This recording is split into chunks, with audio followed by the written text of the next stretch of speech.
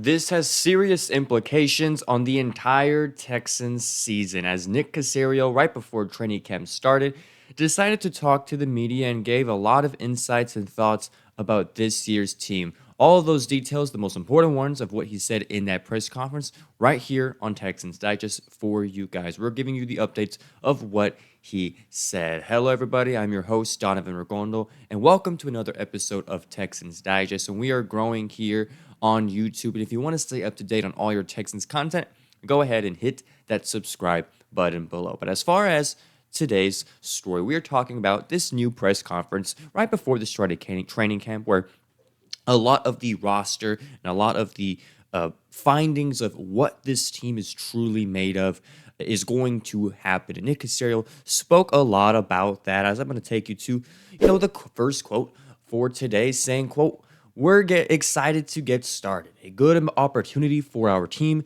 a lot of work in front of us, 20 practices, 3 preseason games, and then we open up against one of the best teams in the league in the Rams. A lot of work to do. Had a good spring, team's in a good spot. I think we have a pretty good football team, but in the end, it's going to come down to how we execute in games." And he's completely right here. A lot of the times last year, execution was just something that was missing in this team. There were so many games where it was a one possession game heading into the fourth quarter, where in fact it should not have been. Miscues with the offensive line. CJ Stroud having a little bit more interceptions last year than expected.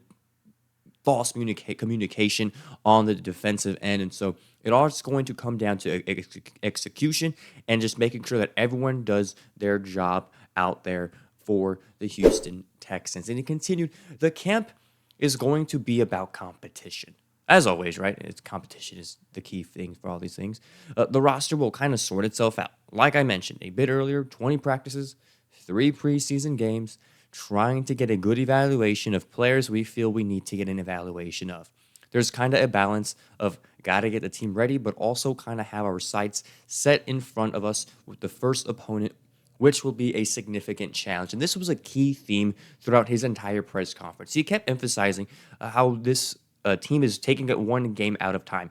The first opponent for them, or real opponent, not counting preseason, are the Los Angeles Rams. In that interview or in that press conference, he probably mentioned the Rams 4 or 5 times, emphasizing, hey, we are preparing week to week. Yes, we're trying to figure out, we're trying to evaluate guys, see who is going to make this roster and who is not.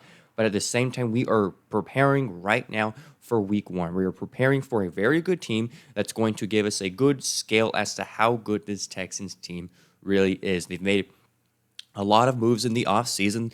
We've got some new drafts. We got new rookies added to the team. And so it's going to be very interesting to see where we're all at against a very good veteran team led by Matthew Stafford and Sean McVay over there in Los Angeles. And so it's going to be a key test in week 1. And that is what Caserio has emphasized the entire press conference, mentioning how they are preparing for that week 1 matchup. He also talked a little bit about the offensive line. He had mentioned just pretty much what you kind of wanted him to mention in terms of finding out who are going to be the group of guys that leads this team next year on the front. As he says in his quote right here, saying, quote, "Games are won and lost across the fronts. So you build your mental and physical toughness, your physical play in training camp. Once the pads come on, we'll have a better idea of what that looks like, what that entails." It's been a good group to work with. They've had a good attitude. They work hard. They're coachable, varying levels of experience. Cole Popovich has done a great job with that group. We'll put the 5 best out there. And it's good that this is the starting point for the Texans O-line. Last season, it was absolutely atrocious. It was a terrible offensive line.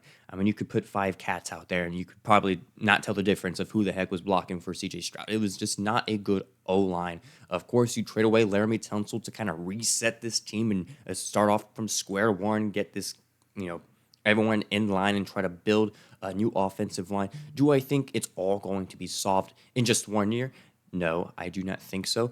But I do think there is a chance to kind of give this O-line a new sense of foundation and a new culture, right? DeMeco Ryans has talked a lot about wanting to improve that and create an offensive line that is for the team that is more united than it was last year. And so it's good that these guys are coachable, right? They all have varying levels of experience. And from what I can tell, from what Caserio said and the players that we have signed, they're all guys that are hungry, trying to fight for a spot, and that is what breeds a good O line. That's what breeds a good football team. Having guys who do not know for certain if they are going to be that starting five or in those 8 that are going to be taken from week to week in all of the games for the Houston Texans, and so it's going to be a dogfight in terms of finding who those 5 guys are, and that to me is a good recipe. Hopefully, it pans out into an offensive line that can protect CJ Stroud for more than 2 seconds. Like I think it's kind of a low bar, but it's a bar that needs to be surpassed.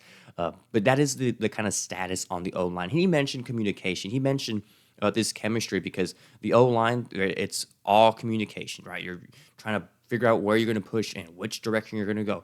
If plays change, coverages change, it has to all be within that system and make sure that everyone is on that same page. And if you have an offensive line who is not connected, who is, the chemistry is not all there, then you're really not doing anything to improve the terribleness, if that's a word, from last season. So that is a key thing that this offensive system is looking forward to, into figuring out how it is going to be. And Caserio also talked about the offense, right? Like, how is the offense looking for next season and his kind of involvement with that as a GM, and of course, bringing in offensive coordinator Nick Caserio. He said he wasn't really involved in it, but he had this to say about offense, saying, quote, offensive football is about 3 things. It's about moving the ball, it's about scoring points, it's about taking care of the football. I think the big thing is what we do have to each week relative to the opponent. That's what football, offensive football, comes to.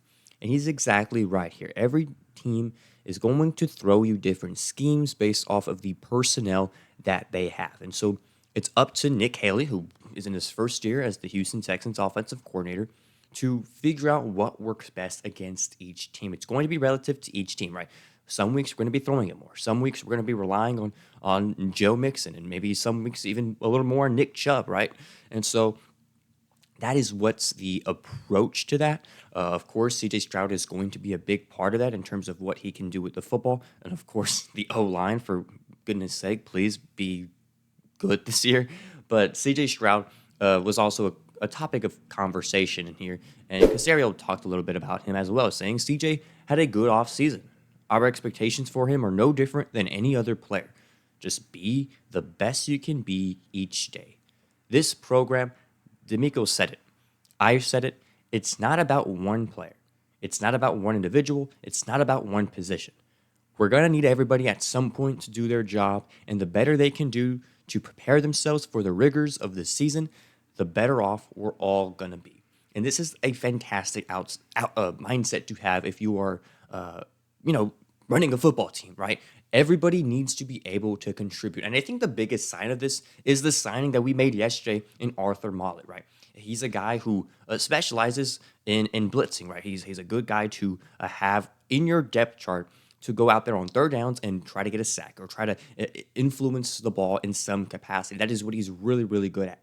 And so that is, to me, an indication of, hey, we want guys to be really good at, yes, a lot of things, but even if it's one thing, that one thing has to be the thing that you can bring to this team, and we can rely on you to do that thing really, really well to help us win games, help us win possessions, help us win, get more interceptions, get more sacks, have the other team lose more yards. And so when everybody is focused in on that, that's how you build championship teams, division championship teams, what have you, right? This was a team that made the division last year, and it wasn't pretty by any means. But at the same time, right, you are putting more of an effort to build your team and build the strength from within. It's all very intrinsic, which is a good mindset to have if you're Nick Caserio. You're not holding CJ Stroud above anybody. Nobody is above anybody. Every player is equal in terms of what they have to do to contribute to the team and to the success of the football team. Now, Caserio also just mentioned briefly about the foundation of this team. Training camp's just starting off, new NFL season, and he said you have to put a significant amount of time and energy and effort into developing, your foundation, building your football team up. And in the end, it's about what happens on Sunday. The focus, again, is gonna be on the Rams. Anything beyond that is a waste of time.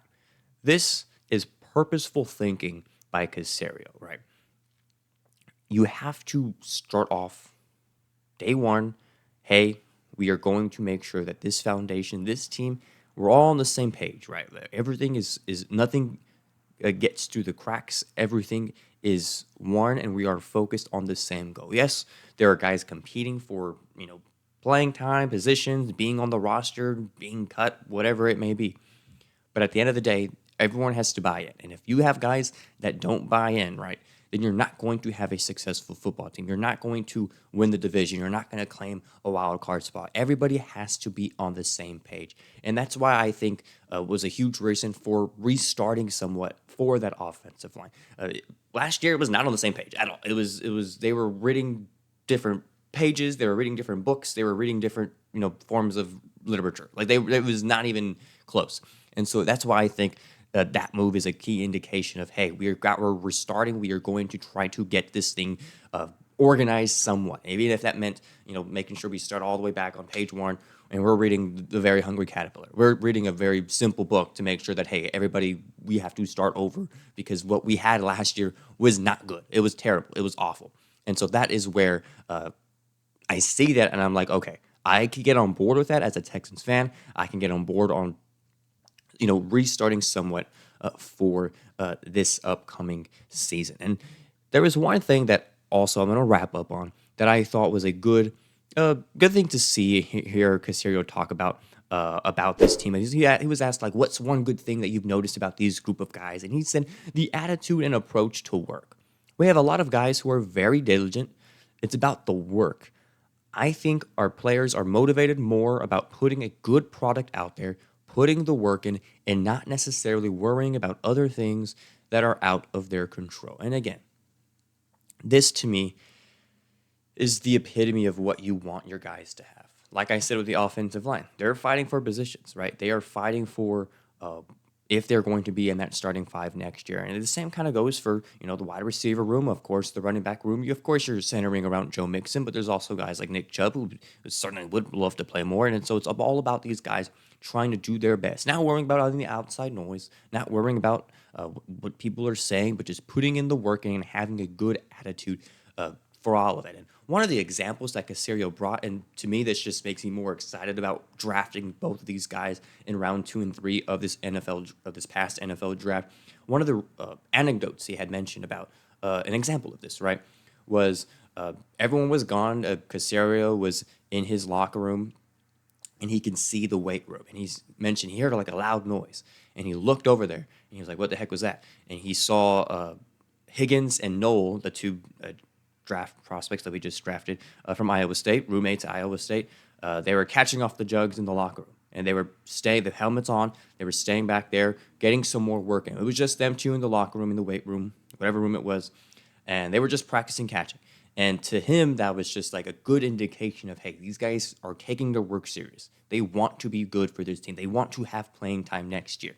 And so to me, that is a great indication of not only Higgins and Noel, who I'm super excited to see wear Texans uniform next season and see what they do in their rookie years. I think that's been a great duo to get and kind of see them bounce off on each other at Iowa State and now here in Houston. So seeing that, it's all very, very exciting stuff, and I cannot wait to see these guys, what happens in training camp, what happens in the regular season for that Week 1 matchup against a very good Los Angeles Rams team. And so with that said, that pretty much wraps it up for this episode of Texans Digest. And for all your updates regarding training camp, of such as players we've decided to cut, as well as like updates, injury updates, any kind of update going on within training camp, we are covering it all right here on Texans Digest. So if you like this video and if you like to stay up to date and not miss a thing about your favorite H-Town team, go ahead.